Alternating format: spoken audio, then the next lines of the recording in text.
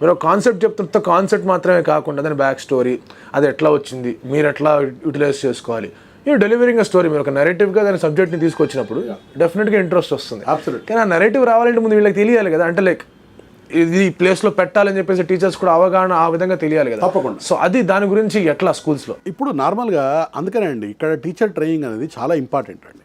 అంటే మనం ఓ కాలంలో మనకు బిఎడ్ అనే కోర్స్ ఎందుకు పెట్టారండి, అందులో ఏం చేసేవాళ్ళంటే అందులో ఉండే టీచర్లని వేరే వేరే స్కూల్స్కి పంపించి ఇప్పుడు కూడా ఉంది కానీ అది నామమాత్రంగా నడుస్తుంది.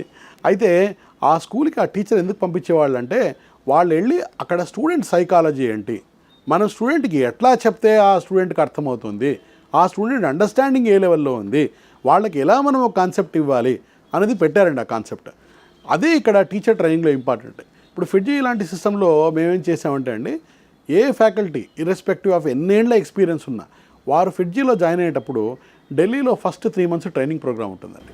ఈ ట్రైనింగ్ ప్రోగ్రాంలో మ్యాండేటరీ ఏంటంటే అండి, వాళ్ళకి పిల్లలకి ఎట్లా అయితే క్లాసెస్ ఉంటాయో ఆల్ ఓవర్ ఇండియాలో ఫిడ్జీలో ఉన్న టాప్ మోస్ట్ టీచర్స్ ఎవరైతే ఉన్నామో ఒక్కొక్క టాపిక్ మేము వెళ్ళి టీచ్ చేస్తామండి వాళ్ళకి. చేసి దాంట్లో పరీక్షలు పెడతాం, వాళ్ళకి మళ్ళీ మోడల్ లెక్చర్స్ తీసుకుంటాం. వాళ్ళ మోడల్ లెక్చర్లో వాళ్ళ ప్రజెంటేషన్లో ఎక్కడన్నా తేడా ఉన్నప్పుడు చెప్తాం, లేదు మీరు ఇలాంటివి యాడ్ చేసి చెప్పినప్పుడు పిల్లలకు ఎక్కువ ఉపయోగకరంగా ఉంటుంది, ఇది చేసినప్పుడు చాలా ఉపయోగకరంగా ఉంటుంది, ఇలా చేస్తే పిల్లలకు బాగుంటుంది, సజెస్ట్ చేస్తామండి. బట్ ఇది మేము ఇయర్లీ ఇలా 4 batches తీసుకొని చేస్తామండి. బట్ ఇది ఏంటంటే ఒక లిమిట్ ఆఫ్ టీచర్స్ వర్క్ చేయొచ్చు అండి. బియాండ్ లిమిట్ ఆఫ్ టీచర్స్ అయినప్పుడు ఏంటంటే ఇందులోంచి ఉద్భవించిన టీచర్స్ ఎవరైతే ఉంటారో వాళ్ళ ఓనర్స్ తీసుకొని చేయాల్సి ఉంటుంది.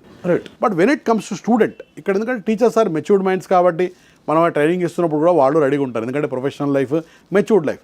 స్టూడెంట్లో ఆ మెచ్యూరిటీ లెవెల్ ఉండదు, ఎందుకంటే పిల్లలు. అందులో ఒక 40% మెచ్యూరిటీ ఉండొచ్చు, 60% మెచ్యూరిటీ ఉండకపోవచ్చు, వాళ్ళు మనం చెప్పేవన్నీ వినకపోవచ్చు. అయినా ఐ బేసికలీ ఫీల్ దట్ ఒక స్టూడెంట్కి మనం కనుక ఆ సబ్జెక్ట్లో ఆ లెవెల్లో ఇంట్రెస్ట్ తీసుకురాగలిగితే ఆ స్టూడెంట్ని మనం తప్పకుండా సక్సెస్ఫుల్ చేయొచ్చు. దీనికి ఒక ఉదాహరణ ఇస్తాను నేను. మా దగ్గర ఒక విద్యార్థి ఉండేవాడు. ఆ పిల్లవాడిది మహబూబ్నగర్ జిల్లా గణపురం అనే ఒక ప్రాంతం, మారుమూల ప్రాంతం. 10th క్లాస్లో బోర్డ్ ఎగ్జామ్లో ఓన్లీ 9.2 CGPA వచ్చిందండి. సాధారణంగా 10thలో 9.2 వస్తే అసలు ఐఐటీకి పనికొస్తావా లేదా అంటారు, ఎందుకంటే ఇప్పుడు అన్ని 10, 10, 9.8, 9.7 అని మాట్లాడతారు. అలాంటి ఆ స్టూడెంట్ వాళ్ళ తండ్రి గారు నా దగ్గరికి వచ్చేసి, అయ్యా మాది ఇంట్లో వ్యాపారం, చీరలు అమ్ముతూ ఉంటాను నేను, మా ఇంట్లో డిస్టర్బెన్స్ ఉంటుంది, మా పిల్లవాడికి ఏదైనా మీరే సజెస్ట్ చేయండి ఎలా చదువుతాడంటే, నేను ఒక ఛాలెంజ్గా తీసుకున్నా ఆ కుర్రాడితో. ఏమిటంటే, సరే ఈ స్టూడెంట్ ఈ లెవెల్లో ఉన్నాడు, ఈ స్టూడెంట్కి మనం ఒక మంచి ఎడ్యుకేషన్ విధానం ఇస్తే ఈ స్టూడెంట్ 2 years తర్వాత ఏముంటాడు, ఏదైనా ప్లస్సే కదా, ఐఐటీలో సీట్ రావాలని ఎక్కడ టార్గెట్ లేదు, ఏదొచ్చినా ఆ స్టూడెంట్కి అది ప్లస్సే అవుతుంది తప్ప మైనస్ కాదు. అలా 2 ఏళ్ళు ట్రైనింగ్ ఇచ్చాం. ఆ స్టూడెంట్ ఐఐటీ జేఈ మెయిన్స్లో 2000 ర్యాంక్ తెచ్చుకున్నాడు, అడ్వాన్స్లో 4000 ర్యాంక్ తెచ్చుకున్నాడు, బనారస్ హిందూ యూనివర్సిటీలో ఎలక్ట్రానిక్స్ ఇంజనీరింగ్ సీట్ వచ్చింది. అన్నిటికంటే ముఖ్య విషయం ఏంటంటే ఫస్ట్ ఇయర్ అయిపోయేసరికి ఆ స్టూడెంట్కి ఐఐటీ బనారస్ యూనివర్సిటీలో బీటెక్లో 9.87 CGPAతో ఉన్నాడు. ఇది ట్రాన్స్ఫర్మేషన్ అంటే ఒక 10th class simple state board ఎగ్జామినేషన్లో 9.3 వచ్చిన స్టూడెంట్ ఐఐటీ బీటెక్ వెళ్ళి 9.87 CGPA తెచ్చుకున్నాడు. Right. So that's the interest teachers inculcate చేసిన ఇంట్రెస్ట్. మనం వాళ్ళకి కేవలం ఈ మొత్తం ప్రాసెస్లో కూడా వాళ్ళకి చెప్పింది, ఆ పిల్లవాడికి చెప్పింది ఒకటే, లేదా బ్యాచ్ మొత్తానికి చెప్పింది ఒకటే, ఏమిటంటే సబ్జెక్ట్ నేర్చుకోవాలి. రైట్. అంటే ఆ సబ్జెక్ట్ నేర్చుకునే విధానం ఒకసారి చెప్పిన తర్వాత నేను సింపుల్ ఎగ్జాంపుల్ చెప్తానండి. ఇంటర్మీడియట్ ఫస్ట్ ఇయర్లో ఉన్నప్పుడు ఆ పిల్లవాడికి అసలు సబ్జెక్ట్ అంటే ఏమిటో రాదు, కానీ నేర్చుకుంటూ సెకండ్ ఇయర్కి వచ్చేసరికి ఎలా అయిందంటే అతను ఇనార్గానిక్ కెమిస్ట్రీ జేడీలీ అనే పుస్తకం ఉంటుంది, యాక్చువల్గా ఆ లెవెల్లో అవసరం లేదు. ఆ పుస్తకం రోజు నా దగ్గర తీసుకొచ్చి సార్ ఇందులో ఈ కాన్సెప్ట్ ఇది ఏదో చాలా ఎక్కువ ఉన్నాయి, దీంట్లో కాన్సెప్ట్స్ ఇవన్నీ ఐఐటీలో రావు కదా, మరి చదవాలా వద్దా అని అడిగాడు నన్ను. అంటే ఆ రోజు నాకు అనిపించింది ఈ స్టూడెంట్లో ట్రాన్స్ఫర్మేషన్ స్టార్ట్ అయిపోయింది. But we are happy. కానీ మనం ఇలాంటి ఎక్కువ మంది స్టూడెంట్స్ చేయగలగాలి, అలా చేయగలిగిన విద్యా వ్యవస్థను మనం క్రియేట్ చేయగలగాలి. అది ఎప్పుడు పాసిబుల్ అంటే మనం క్లాస్ రూమ్లో లిమిటెడ్ స్ట్రెంత్ పెట్టుకొని ఒక క్లాస్లో ఒక 35 to 40 మెంబర్స్ ఉన్నప్పుడు మాత్రమే మనం చేయగలమండి. ఎప్పుడైతే number of students in class 40 దాటిపోతుందో ప్రాక్టికల్గా ఒక టీచర్ వెళ్ళేసి 40 మంది మీద 55 మంది మీద కాన్సన్ట్రేట్ చేయాలంటే కుదరదండి, హ్యూమన్ పరంగా అది పాసిబుల్ కాదు. బట్ దెన్ అగైన్ బిజినెస్ యాంగిల్లో చూసుకుంటే విల్ దట్ వర్క్అవుట్ సార్ ఇన్స్టిట్యూట్స్కి? బిజినెస్ యాంగిల్లో చూసుకున్నట్టయితే if you go with strength of 45 it will work out అండి. అంటే ఇక్కడ ఎనీ బిజినెస్ అకార్డింగ్ టు మీ should not be only to earn money. Business we should earn money, at the same time there should be some service orientation in that. It should be clubbed, both should be clubbed. And definitely education is not simply mere business. Right. It's basically, yes, as an entrepreneur, as an educator, I want to earn because we also have to take care of everybody around us. But at the same time, our motto only should not be earning. So when you do at the classroom of 45, it will definitely give you reasonable profits. It may not give you huge money. Because ultimately you want huge money you can have only when you make a class of 60 or 70. But you will see that out of that 70, you will see that one student will succeed, 65 students will not do very well in life. So we should not do this disservice to the society in the name of earning money for ourselves. Because somewhere down the line, after ఒక 10 ఏళ్ల తర్వాత 15 ఏళ్ల తర్వాత డెఫినెట్గా ఇది మళ్ళీ మన effect చేస్తుంది. Right. So you believe in అంటే లైక్ దిస్ తక్కువ ఉండాలి స్టూడెంట్స్ క్లాస్ 45 మంది కంటే ఎక్కువ ఉండకూడదండి. ఏ క్లాస్లో వెళ్ళినా 45 మంది is the maximum optimal limit అండి. అంతకంటే ఎక్కువ ఉండకూడదండి ఒక క్లాస్లో. That you follow in your అవి మా ఇన్స్టిట్యూట్లో కంపల్సరీ అండి. మేము 45 to 48, 47, 48 దాటమండి స్ట్రెంత్ అసలు. ప్రతి క్లాస్ రూమ్ అది మ్యాండేటరీ. అందుకనే మనం తీసుకునేటప్పుడే వెరీ క్లియర్ కట్గా జేఈ మాడ్యూల్లో ఒక ఎగ్జామ్ పెడతాం. పెట్టి దాని బేస్ మీద ఆల్ ఓవర్ ఇండియా ఎగ్జామ్ అండి. అది ఆల్ ఓవర్ ఇండియా ఎగ్జామ్ పెట్టి దాంట్లో we clearly tell to the parent ఈరోజు పిల్లవాడు ఏ స్థితిలో ఉన్నాడు, 2 ఏళ్ళు ఇలా కష్టపడితే ఏ స్థితికి వెళ్ళగలుగుతాడు అనేది చాలా క్లియర్ కట్గా చెప్తాం. అందులో ఒకవేళ స్టూడెంట్ ఆ రోజు ఐఐటి లెవెల్లో లేనప్పుడు పేరెంట్కి చాలా క్లియర్ కట్గా చెప్పేస్తాం, ఐఐటి లెవెల్లో కుర్రవాడు లేడు కాబట్టి ఈ కోర్సులో మీరు చేర్చకండి అని చెప్తాం. కారణం ఏంటంటే ఏదో బిజినెస్ వస్తుంది, 4 డబ్బులు వస్తాయని చెప్పి ఉన్న వాళ్ళందరికీ అడ్మిషన్లు ఇచ్చామనుకోండి, అందులో ఏమైపోతుందంటే ఆ పిల్లల మోటివేషన్ అండ్ ఫోకస్ కంప్లీట్ దెబ్బతింటుంది. వాళ్ళ మీద ఉండే కాన్ఫిడెన్స్ పోతుంది.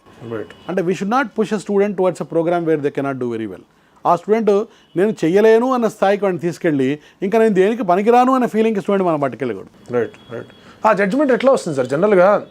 నాకు మీరే ఒక ఎగ్జాంపుల్ చెప్పారు, 9.2 kind of student but he was transformed into an IIT అని చెప్పేసి. So once you see marks, can you judge a person wise marks? ఇక్కడ మార్క్స్ కాదండి, ఇక్కడ ఇదే పాయింట్ చెప్తున్నానండి. ఈ మార్క్స్ ఎందులో అండి? మేము ఒక స్టూడెంట్ టెస్టింగ్ దేంట్లో చేస్తున్నాం? Basics of mathematics, physics, chemistry కాకుండా ఐక్యూలో చేస్తున్నాం. ఓకే. అంటే ఒక స్టూడెంట్ యొక్క థింకింగ్ ఎట్లా ఉంది. సో ఇక్కడ మ్యాథ్స్, ఫిజిక్స్, కెమిస్ట్రీలో అతి తక్కువ మార్కులు ఉండి థింకింగ్ స్కిల్స్ చాలా బాగున్నాయి అనుకోండి, you still take 100% will take. ఎందుకంటే ఆ స్కూల్లో వాళ్ళు అంతకుముందు ఆ మ్యాథ్స్, ఫిజిక్స్, కెమిస్ట్రీ చదవలేదు కాబట్టి వాళ్ళకి ఆ లెవెల్లో మార్కులు రాకుండా పోవచ్చు. కానీ వాళ్ళ అనలిటికల్ థింకింగ్ అనేది చాలా హై లెవెల్లో ఉందనేది మనం ఐక్యూ లెవెల్లో మనం గుర్తుపడతామండి. Right. And we do that. We are the only institute who will do IQ based test for the student. And దాంట్లో ఐక్యూ బేస్డ్ పెట్టి if somebody is very good in IQ we take that student. Right. కారణం ఏంటంటే we believe that this student can excel right with right inputs. అంటే ఈ స్టూడెంట్కి మనం ఇవ్వాల్సింది ఏంటి? ఒక మంచి ఇన్పుట్ ఇవ్వాలి. అంటే చాలామంది పిల్లలకు కావచ్చు, అంటే నేను నా ఓన్ ఎగ్జాంపుల్లో చూశాను. కొందరు స్టూడెంట్స్ ఎలా ఉంటారంటే ఐఐటి, స్పెషల్గా ఐఐటి కోచింగ్ వస్తున్నప్పుడు సహజ సిద్ధంగా మ్యాథమెటిక్స్ అంటే చాలా ఇంట్రెస్ట్ ఉంటుంది, తర్వాత ఫిజిక్స్ ఉంటుంది, కెమిస్ట్రీ లాస్ట్ ఇంట్రెస్ట్ ఉంటుంది.